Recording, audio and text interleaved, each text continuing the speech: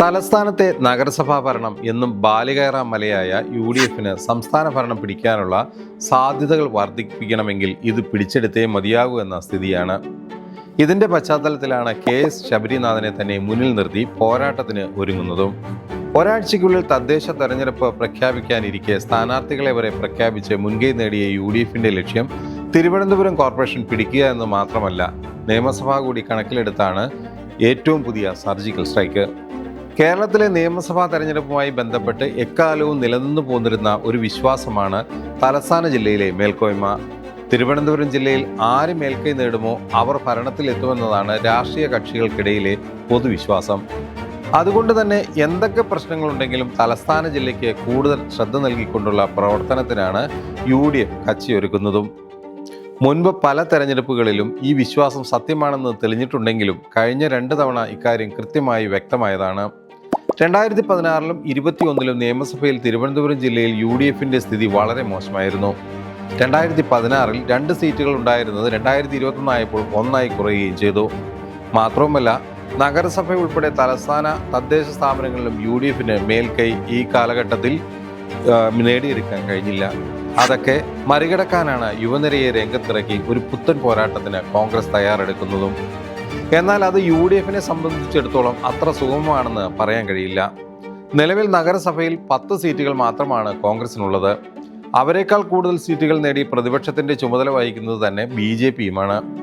കഴിഞ്ഞ 2 തെരഞ്ഞെടുപ്പുകളിലും കോൺഗ്രസിന്റെ സീറ്റുകളുടെ എണ്ണം കുറഞ്ഞു വരുന്നതാണ് നമ്മൾ കണ്ടത്.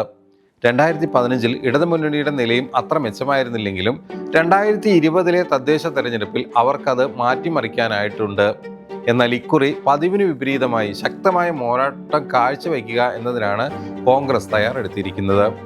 അതിന്റെ ഭാഗമായിട്ടാണ് തദ്ദേശ തെരഞ്ഞെടുപ്പ് പ്രഖ്യാപിക്കുന്നതിന് മുൻപ് തന്നെ സ്ഥാനാർത്ഥികളെ പ്രഖ്യാപിച്ച് മേൽക്കൈ നേടിയതും.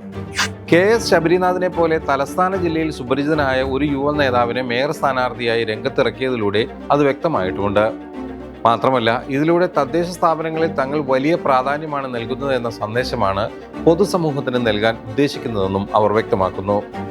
സാധാരണ നഗരസഭയിൽ മത്സരിച്ച് ജയിക്കുന്നവർ പിന്നീട് നിയമസഭയിലേക്ക് മത്സരിക്കുന്ന ചരിത്രമാണ് പൊതുവിൽ നമ്മുടെ നാട്ടിലുള്ളത്. എന്നാൽ നിയമസഭയിൽ MLA ആയിരുന്ന ഒരു വ്യക്തി ഒരുപക്ഷെ അടുത്ത തവണ അധികാരം ലഭിച്ചാൽ മന്ത്രി വരെ ആകാൻ സാധ്യതയുള്ള ഒരു യുവാവിനെ മേയർ സ്ഥാനത്തേക്ക് ഉയർത്തിക്കാട്ടുന്നതിലൂടെ നഗരസഭയുടെ മുഖച്ഛായ മാറ്റുക എന്നതാണ് ലക്ഷ്യമാക്കുന്നതെന്നാണ് കോൺഗ്രസ് വൃത്തങ്ങൾ വ്യക്തമാക്കുന്നത്. സ്ഥാനാർത്ഥികളെ നേരത്തെ പ്രഖ്യാപിച്ചതിലൂടെ മറ്റൊരു നേട്ടവും അവർക്ക് കൈവരിക്കാനായിട്ടുണ്ട്. സാധാരണ തിരഞ്ഞെടുപ്പ് പ്രഖ്യാപിച്ച് സീറ്റ് വിഭജന ചർച്ചകളും മറ്റുമായി ദിവസങ്ങൾ പിന്നിട്ട് UDFലാകെ തമ്മിലടിയാണ് എന്ന പ്രതീതി വരുത്തിയിട്ടാണ് സ്ഥാനാർത്ഥി നിർണയം കോൺഗ്രസിൽ നടക്കാറുള്ളത്. എന്നാൽ ഇതിനു വിപരീതമായി ഇക്കുറി ഒരു തർക്കവും ഇതുവരെ ഇല്ലാതെ സ്ഥാനാർത്ഥികളെ പ്രഖ്യാപിക്കാനായത് UDFലെയും കോൺഗ്രസിലെയും ഐക്യം ഉയർത്തിക്കാട്ടുന്നതാണെന്ന വാദവും ഇവർ ഉയർത്തുന്നുണ്ട്. മാത്രമല്ല, സ്ഥാനാർത്ഥി നിർണയം നേരത്തെ കഴിഞ്ഞ പശ്ചാത്തലത്തിൽ അവർക്ക് വാർഡുകൾ കേന്ദ്രീകരിച്ചുള്ള പ്രവർത്തനങ്ങൾ ഉഷാറായി മുന്നോട്ട് കൊണ്ടുപോകാൻ കഴിയുന്ന സ്ഥിതിയും ഇത് ഉണ്ടാക്കിയിട്ടുണ്ട്. കോൺഗ്രസിന്റെ ഈ തന്ത്രം ഇടതുമുന്നണി BJP കേന്ദ്രങ്ങളിൽ ചില ചർച്ചകൾക്കും വഴിവെച്ചു. 3ാം ഭരണമെന്ന ലക്ഷ്യവുമായി രംഗത്തിറങ്ങുന്ന ഇടതുമുന്നണിക്ക് നഗരസഭാ ഭരണം എന്നത് വിട്ടുകൊടുക്കാൻ കഴിയുന്നതല്ല. അതുകൊണ്ട് തന്നെ അവർ ഈ തന്ത്രങ്ങൾ വളരെ ശ്രദ്ധയോടുകൂടി തന്നെ നിരീക്ഷിക്കുന്നുമുണ്ട്. എന്നാൽ ഇതൊന്നും ബാധിക്കില്ല എന്നാണ് പരസ്യ നിലപാട്. എന്നാൽ BJPയുടെ സ്ഥിതി അങ്ങനെയാണെന്ന് പറയാനും കഴിയില്ല. കഴിഞ്ഞ കുറേ നാളുകളായി BJPയിലെ പടലപ്പിണക്കങ്ങൾ വളരെ രൂക്ഷമാണ്. അവയിൽ പലതും പരസ്യമായി രംഗത്ത് വരികയും ചെയ്തിട്ടുണ്ട്.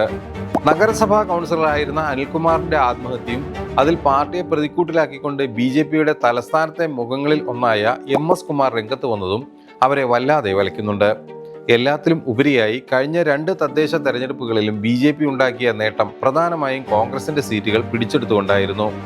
അതുകൊണ്ട് തന്നെ കോൺഗ്രസ് ശക്തമായി രംഗത്തിറങ്ങിയാൽ ആ സീറ്റുകളുടെ ഫലങ്ങൾ മാറിമറിയാനുള്ള സാധ്യത തള്ളിക്കളയാനാവില്ല എന്നും അവർ ചൂണ്ടിക്കാട്ടുന്നു. മാത്രമല്ല, വലിയ പ്രതീക്ഷയോടെ കഴിഞ്ഞ നഗരസഭയിലെ പ്രതിപക്ഷ നേതൃത്വം കൈയാളിയ BJP അത് ശരിയായി നിർവഹിക്കുന്നതിൽ പരാജയപ്പെട്ടുവെന്നും പാർട്ടിക്കുള്ളിൽ വിമർശനവുമുണ്ട്. ഏതായാലും മുൻപേ പായുക എന്ന കോൺഗ്രസിന്റെ ഇപ്പോഴത്തെ തന്ത്രം മറ്റ് 2 കൂട്ടരെയും വല്ലാതെ ആശങ്കയിലാക്കിയിട്ടുണ്ട് എന്നുള്ള വിവരങ്ങളാണ് തെരഞ്ഞെടുപ്പ് അടുത്ത നാളുകളിൽ ഇപ്പോൾ പുറത്തു വന്നുകൊണ്ടിരിക്കുന്നത്. ഏതായാലും കലാശ പോരാട്ടത്തിന് തയ്യാറെടുക്കുന്ന കേരളത്തിലെ തദ്ദേശ സ്വയംഭരണ തെരഞ്ഞെടുപ്പും നിയമസഭാ തെരഞ്ഞെടുപ്പും വലിയ തോതിൽ മലയാളിക്ക് ഒരു പാഠമാകുന്ന കാഴ്ചയിലേക്കാണ് കാര്യങ്ങളെ കൊണ്ടുപോകുന്നത്.